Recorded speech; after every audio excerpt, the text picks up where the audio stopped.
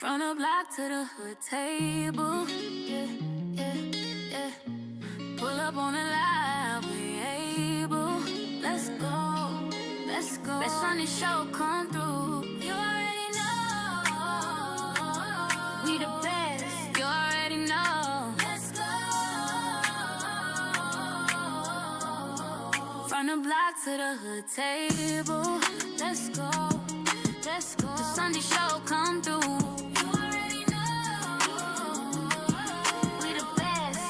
Let's go. From the block to the hood table. And we do know that he had a lot of footage. He had a lot of tapes. Shit, look at the shit they pulled out in court. That was just on Cassie and a few others. They didn't even put all the other tapes and all the other bullshit out there. I think that possibly some things were done to some people while they were under the influence. And he threatened to put tapes out and things like that. I really do. I really do think that. Now, I'm not saying that all the men that he messed with, were SA'd without permission or anything like that. But I do think that he could have done a lot of things to people and had a lot of shit on footage. That's how they got a lot of people back then.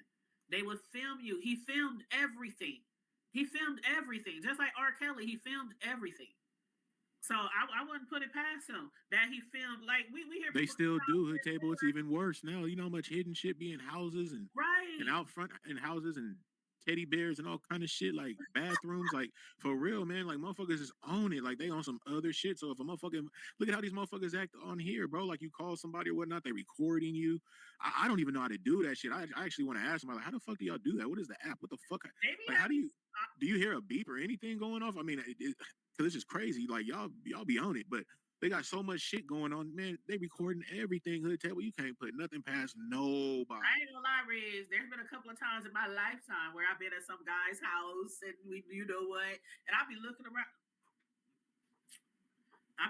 With a good eye, like making sure, because motherfucker, like it was a time period, Riz, where that shit was just being done. Even if you weren't a celebrity, it was a time period where that shit was being done. I brought up this topic like this because me getting older, I kind of really spot shit, pretty good when it comes to people's character. I'm kind of like and it ain't with everybody, but just certain people. I'm kind of like, the school system, right? When you start off the first day, you start off with an A. You know what I'm saying? And as you continue, your grade go down depending on your performance. You feel me? What's up with it, Bird? Depending on your performance, you know what I'm saying? So it's kind of like the same thing. But I've learned to weed shit out, man, to where, like my slogan, you know what I'm saying? Don't fuck with them suckers. You know what I mean? Fake people, that's suckers, bro. I don't do it. You know what I'm saying? You show certain traits, I'm done with it. Raising my son, I tell him the same shit, certain things to look for. Everybody ain't your friend. You're a fly young dude, so people are going to, tell you things and gas you up. Let that shit go through one ear and out the other. Even with the females, bro, let that shit go through lightweight one ear and out. You'll feel it when it's real, because if somebody really like cool with you and digging you, they ain't gonna be doing all that. But they're gonna let you know, hey, bro, that shit's cool, bro. That I do it all the time when I'm with the homies or something. They, you know what I'm saying? I tell them, bro, right? Hey, man, that shit hard. But I'm not just like, oh man, you the coldest motherfucker out here, man. You know what I mean? You got motherfuckers that just really be doing extras. You gotta watch out for that shit. But I just thought that's what all the guys wanted. And so I was putting on this fake and putting on this mask covering up who I really was. I'm like, fuck this shit. I'm Tanya. I'm the hood table. I'm the cake lady. You gonna take me or you gonna leave me? I'm not gonna be on your arms dressed up in pearls and jewelry and all that kind of shit. I'm a laid back, cool chick from the hood. And I'm a tomboy, and this is what it gives. So sometimes you have to realize who you actually are on the inside, and you have to believe enough in yourself that people who are supposed to be attracted to you will be attracted to you. And that's just one angle of my different personalities and things that I discuss on here. Like, I don't want to be like the next girl. I don't want to be somebody else. I want to be me. I'm always going to be me. And I can't be replaced. I can't be duplicated. I can't be replicated. So that comes with a lot of self-esteem and a surety in yourself. Now, when it comes to the standards, okay, I might be assured of myself, but I also, as far as these standards, I think a lot of times with standards, we always want to like put people way up on a pedestal, and that backfires sometime. It does backfire sometime because we're looking for somebody who's way up here, and we're not even up there. Definitely don't want to have your standards to the point where you just getting kind of walked on because maybe you done been single for a while and you may think, oh well, there's nobody maybe out there for me, so I'm gonna just settle. That word settles a motherfucker. So you gotta always, definitely have some type of standards, man, because other than that, you're gonna end up letting something in your life that, like you said, hood table, like some people think being in a relationship is better than not being in one when it's gonna actually cause you more fucking grief and fucking, bad nights, being with somebody that does you wrong, you know what I'm saying? Or you may think they out there doing something, you know what I mean, and just disrespecting you, you know what I'm saying? Like that's a horrible feeling. So would you rather have that type of feeling and knowing that somebody may come around every once in a while and be around you, or would you rather have go to sleep every night knowing, you know what I'm saying, you respecting yourself, you're being respected, period, because you ain't letting no trash in your life, you know what I'm saying? And plus it's a good look. When people see you out there hood table and you carry yourself a certain way, but then they see the type of partners you have, it looks really fucking funny. Like I've seen a lot of that. You know what I'm saying? And it's actually changed my view. Like I said, man, I judge my nigga. I'm not gonna be one of those motherfuckers that be like, oh, I don't judge, only God can. Look, we judge, bro. If you one of them people that say you don't judge, use a motherfucking lie.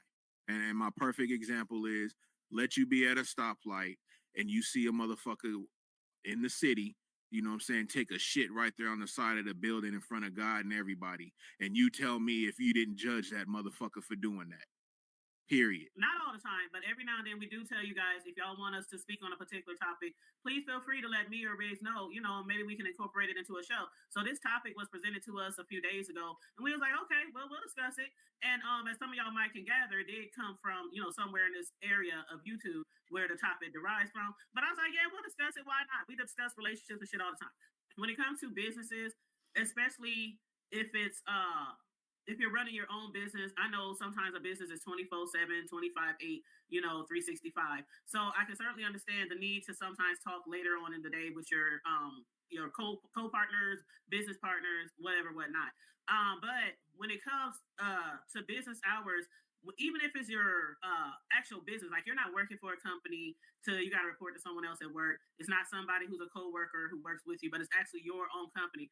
There sometimes can be things that just pop up, like maybe out the blue. It might be an emergency. Your business is running, something happens late at night. Who they gonna call? Not Ghostbusters. They gotta call you. So sometimes there will be a time where you might have to be called. It's your business. You got to handle some business. But just on a regular basis, talking after hours, way into the wee hours of the night, into the next morning, just to be conducting business, I feel like if it's not an emergency or something like that, those type of hours, I believe it should be left in the daytime. That's just what I believe. That's just me. Now, but 2, 3, 4, 5, 6 in the morning, unless those are your actual hours. If your hours is 9 to 5, 10 to 8, 6 to 3, and then somebody call you at 3 a.m. or something like that and say they got a question. If it's not absolutely emergency, I don't think there's really no need. That can wait till tomorrow. That I don't know. That's just how I feel. But I understand everybody's job is different, especially if you are an entrepreneur. And I see where you're coming with that, right? But that's why I try to put in there, if I meet somebody and they kind of do things like that, right? Because I can go down a rabbit hole, y'all. I don't really like doing that. That's why I would rather hood table kind of do her thing, and then I can kind of maybe if she brings something up, I can bounce off of that and kind of bring my kind of clarity into it. But if somebody entrepreneur or whatever, and they tend to may have certain situations, like you say, to where they may have to talk to somebody, past what I would say would be a business hours, right? It could be understandable, depending, like I said, on the actual scenario, the type of business that this person may have. I can say I'm a rapper. That's my business. I rap and woo-de-woo.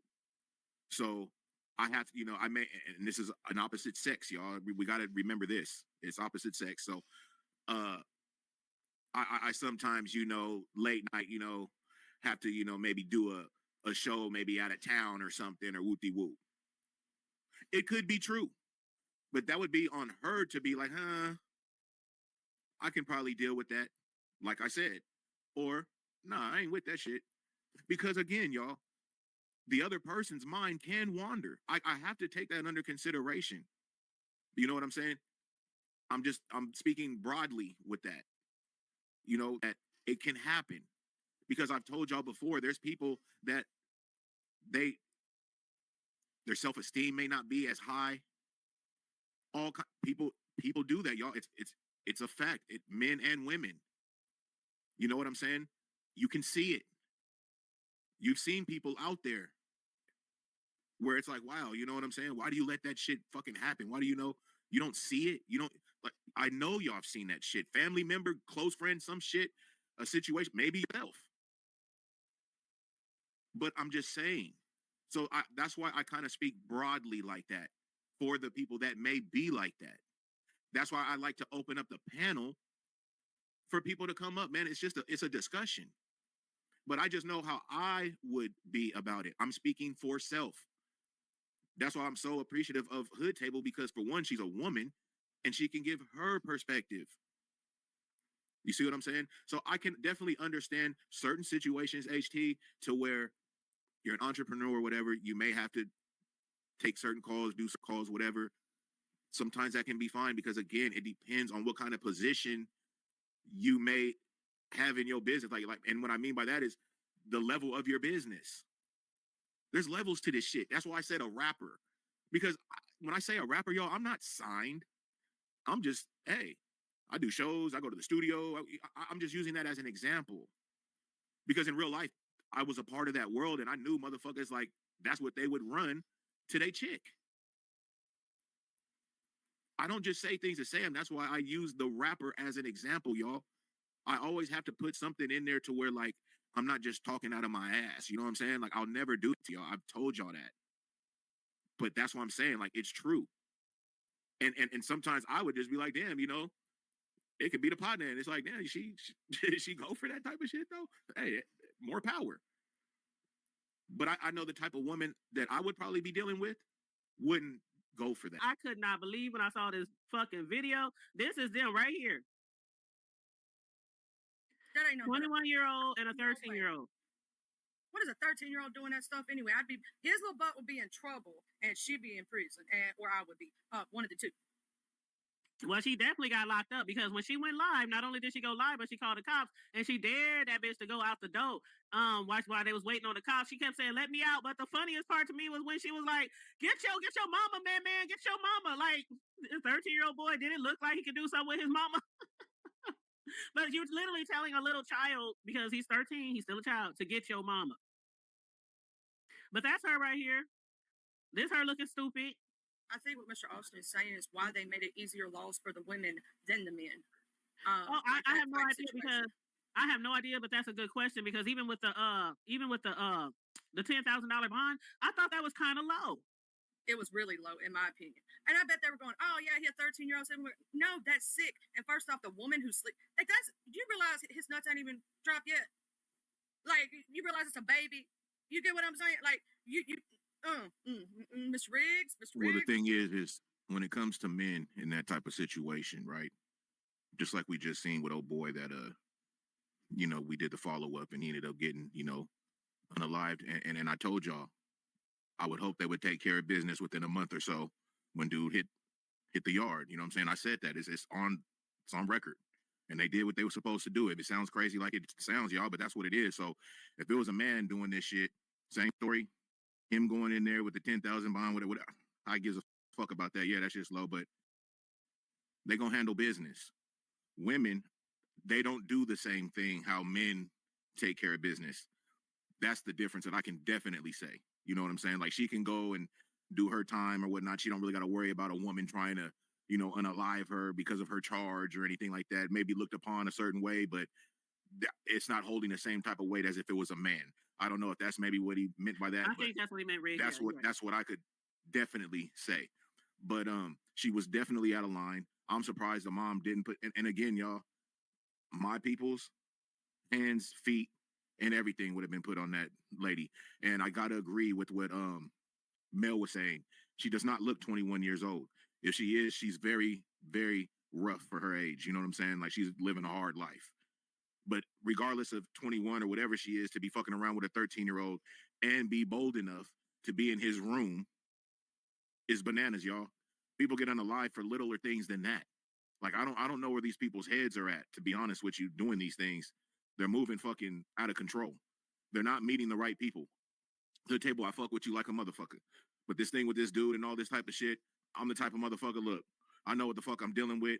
I might fuck around and bait that son of a bitch. If I was you, I'd be out there, you know, doing whatever I'm doing. Motherfucker run up on me. I got ring cameras.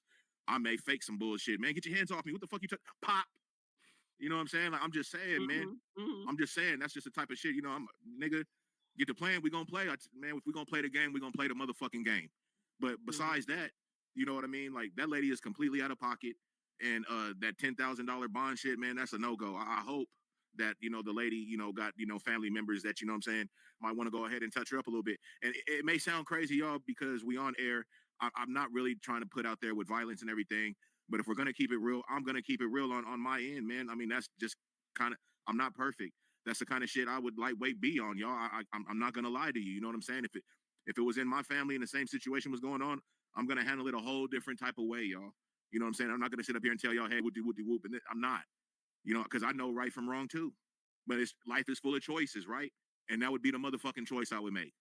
From the block to the hood table, yeah, yeah, yeah.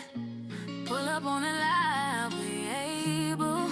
Let's go, let's go. Best on this show come through. You already know we the best.